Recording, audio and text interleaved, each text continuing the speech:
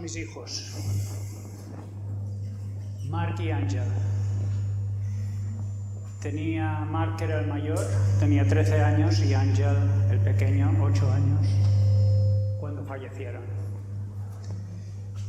Fue aquí en Mallorca, sucedió en un acantilado. Una ola demasiado grande subió hasta donde estábamos nosotros y se los engulló. Y yo me tiré a rescatarlos, pero no pude hacerlo. Había tormenta. Salí del mar como pude, pero salí solo. A partir de ese momento empezó mi viaje a los infiernos. Nunca me hubiera pensado que me pasaría esto a mí en la vida. Hice mi tesis doctoral buscando tal vez preguntas de las que muchas nunca tuvieron respuesta. Yo sabía que en ese momento mi vida había cambiado. Lo que nunca me imaginé, que la transformación sería tan y tan grande, que afectaría a todo lo que tiene que ver con mi vida, a mi sentido de la vida, a mis creencias, a mis valores, a mis principios. A veces la gente, cuando está en esa desesperanza de la muerte de un ser querido, acude a mí un poco en la experiencia que yo tengo, me pregunta, la pregunta siempre es la misma: ¿crees, Jordi, que algún día este duelo que siento, este dolor que siento por la persona que se fue, remitirá? Yo les digo que sí, el dolor remitirá, pero también les digo que si ellos inician el viaje del duelo, ya nunca van a ser los mismos. El duelo, como la palabra indica, es dolor, pero también es batalla, es un duelo. Y uno se bate contra no sabe qué. Se bate en un proceso donde muchas cosas de su vida cambian. Hay dolor en lo físico, hay dolor en lo relacional, hay dolor en lo psicológico, absolutamente en todo. Es un carrusel de emociones. El doliente, que así llamamos a las personas que están en duelo, muchas veces se siente como excluido dentro de la sociedad. Es algo así como que si la tristeza contagiase. Y entonces ellos mismos no quieren contar su historia, cuando realmente lo que necesitan es contar su historia una y otra vez, hasta el hartazgo. Es como una obsesión.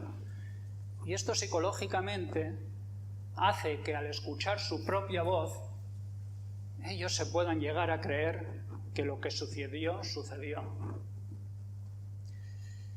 Es normal entre los dolientes, al menos en los primeros meses o incluso el primer año o el segundo, yo estuve muchos años. Es normal, yo digo, como acompañar un poco al muerto en ese viaje, ¿no? Y entonces el doliente es casi como un muerto en vida. El duelo es un proceso de recogimiento, es un proceso de soledad, donde se elabora emocionalmente la pérdida. El duelo tiene unos rituales. Aquí en Occidente hablaré un poquito de los rituales que tiene, aunque en otras culturas los rituales suelen ser distintos y curiosos también. Pero hablando de aquí, lo que tenemos aquí,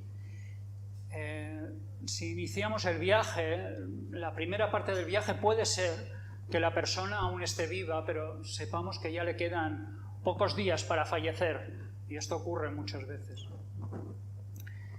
Este es un buen momento, yo creo que es un momento único, es un momento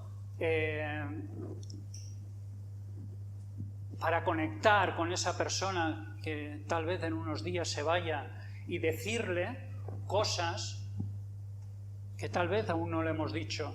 Y también es un buen momento para escucharle. Es muy curioso ver estas situaciones donde tanto el moribundo sabe que se va a morir como la familia sabe, porque le han dicho los médicos que quedan pocos días de vida. ¿Y qué es lo que sucede? Se encuentran ellos dos y hablan de cuándo saldrá de ahí del hospital, como negando la muerte. Y estos momentos son tan únicos y tan preciosos, y es posiblemente el inicio del duelo, en lo que nosotros llamamos el duelo anticipado. Después, en los rituales que tenemos, viene el velatorio. Mucha gente no quiere ir. Pero el velatorio, aunque es chocante, es tremendo, el impacto es muy fuerte, porque estamos viendo a la persona ya inerte, ya no está con vida, está muerta y lo vemos. Esto ayuda a que en nuestra mente, en nuestro proceso psicológico, nuestra mente vea lo que hay, no fantasee. Algunas personas dicen, no, yo prefiero acordarme de aquellas imágenes en vida, pero es que no es esto. Ha muerto, su cuerpo está muerto. Y la imagen, que es brutal, es la que necesita la mente para empezar a hacer ese proceso, que será muy doloroso. El funeral, el duelo social. El duelo nos afecta a todos, no nada más al doliente. Somos un sistema, vivimos en un sistema, esto está claro. Entonces en el funeral los allegados se nos acercan y nos dicen, entiendo por lo que estás pasando, yo te acompaño, yo te apoyo. Y esto es importante, no sentirse solo en estos momentos.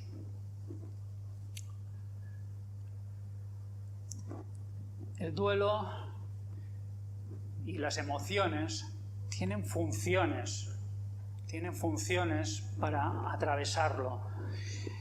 El duelo es una adaptación entre nuestro organismo, nuestro cuerpo, a una realidad afuera que es difícil, que la persona ya no está.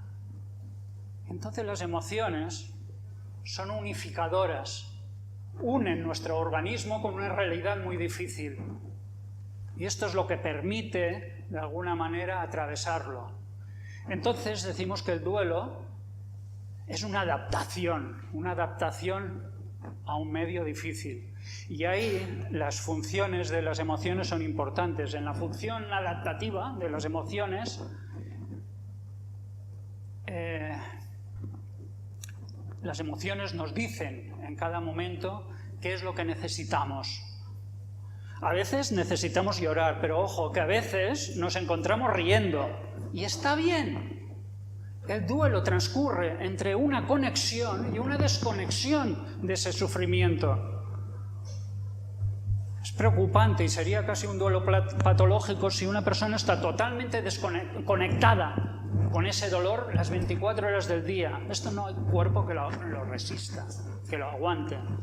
Pero si está desconectada, algo así como esto no sucedió, tampoco, esto es un duelo patológico y no ayudará al proceso.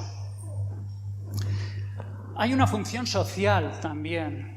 La emoción básica del duelo es la tristeza, y cuando el doliente está triste, lo que obtiene por empatía de las personas que están más cerca es que vengan a reconfortarlo.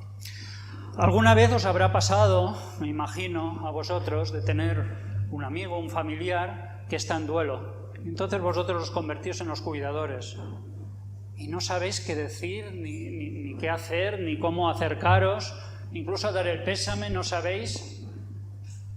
Mira, cuando no sepáis qué decir, que os puede suceder, lo mejor es no decir nada.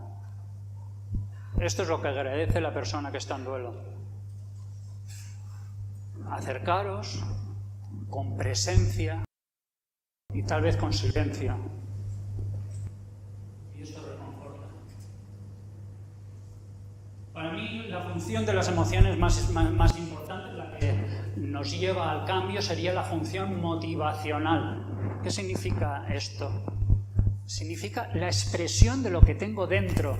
Es algo así como, puedo tener esa emoción de tristeza, pero si esto no sale, si esto no se expresa, no se produce cambio. Entonces esta función para mí sería la que realmente hace que cambie. Tener una persona al lado donde le podamos, desde el sentimiento, desde la emoción, contarle una historia. A veces nuestra voz estará trémula, lógico. Y en nuestros ojos aparecerá el llanto, lógico. Y si nos fijamos también aparecerá rabia, que es parte del proceso del duelo. Igual los puños estarán tensos y la mandíbula estará rígida. Pero en esta expresión de lo que me pasa, estoy enfadado, estoy triste, ahí se produce realmente un cambio. El duelo es un proceso de ajuste creativo, donde hay agresión y hay destrucción. Y esto es importante. Hay ira, hay enfado. A veces el enfado es simplemente contra lo que ha pasado, contra el acontecimiento, pero a veces el enfado es contra personas que nosotros pensamos que han provocado pues esa muerte de nuestro ser querido. A veces el enfado es hacia nosotros mismos, que se convierte en culpa.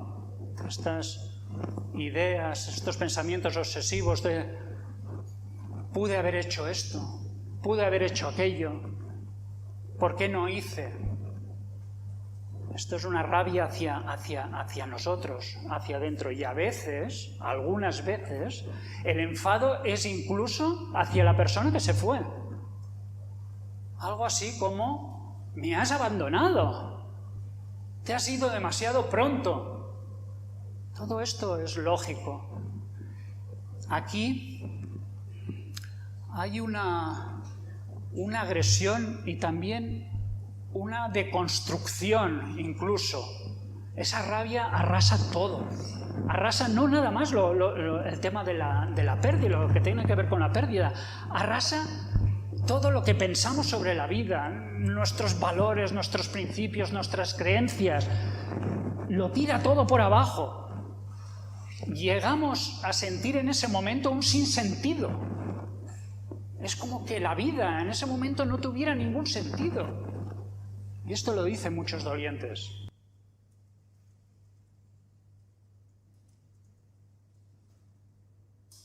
La ira también tiene una función, que es que aún nos mantiene una estructura y que nos impide caer en una desesperanza.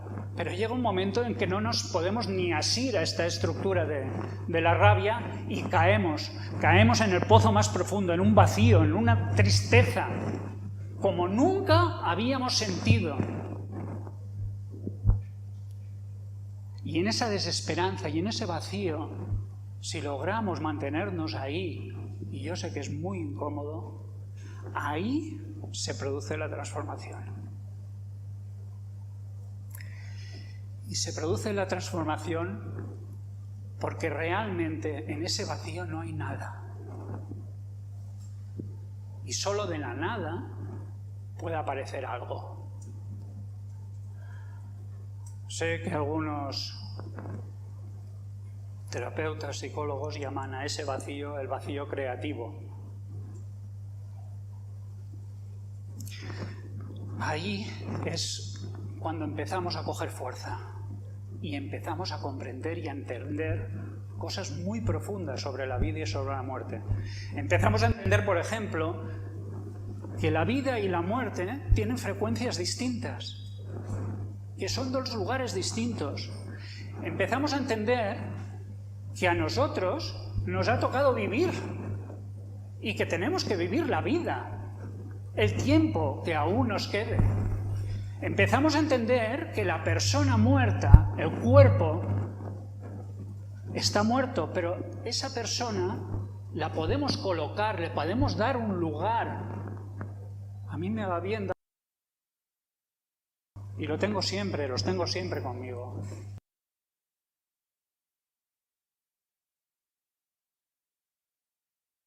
Empezamos a entender cosas sobre la vida y la muerte y sobre la finitud, sobre el final. Y tal vez ahí cambiemos y empecemos a darle importancia a lo que tiene importancia y a dejar lo superfluo. Y lo importante tiene que ver con el amor y tiene que ver con las relaciones y con nosotros y con ellos. La muerte está ahí, aunque no la queramos mirar, está ahí, siempre. Todos vosotros, en algún momento, todos, absolutamente todos, en algún momento pasaréis por la experiencia del duelo. Todos. Algunos lo pasaréis con más conciencia y coraje. Otros no. Algunos tendréis la oportunidad de pasarlo, porque también es verdad que el contexto, si el contexto acompaña, podemos transitar el duelo, pero a veces la situación no acompaña. Tal vez murió mi marido, pero tengo 3 hijos pequeños, pues no acompaña. Y tal vez eso os quede como aplazado a cuando los hijos sean mayores y ahí puedo sentir una extraña tristeza o depresión de duelo 7, 8 o 9 años después. Mis hijos son mis hijos y tienen su lugar como mis hijos. Y yo soy su padre y su madre sigue siendo su madre. Eso no cambia, ni cambiará nunca. La vida y la muerte que en algún momento se unen, pues ha decidido que mis hijos estén allá y que nosotros, los padres y la familia, estemos aquí. Eso hace que nosotros tengamos que tomar la vida en su más alto exponencial. Tenemos que vivir la vida con lo que realmente importa. Y cuando la muerte dictamine con mucha humildad, en ese punto, ellos y nosotros nos vamos a reencontrar.